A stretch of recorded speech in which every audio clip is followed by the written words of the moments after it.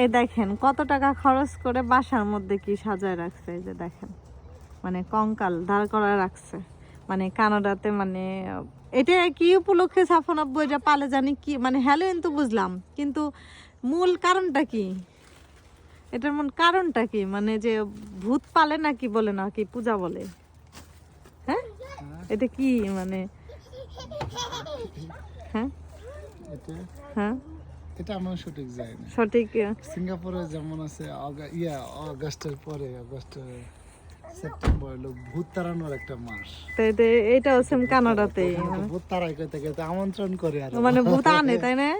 মানে এখানে মূলত বন্ধুরা মানে কি অদ্ভুত, এটা আমি অবশ্যই গবেষণা করে আমি আপনাদের সাথে ফুল একটা ভিডিও আপনাদেরকে অবশ্যই আমি জানাবো।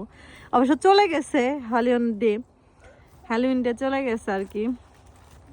তো এই যে এগুলো হচ্ছে মানে ভূতরে আমন্ত্রণ করে বাড়িতে নিয়ে আসে, কি করে আল্লাহই জানে, একা উপরে আল্লাহ ছাড়া কেউ জানে না। খুব ভয়ঙ্কর ব্যাপার স্যাপার আর কি।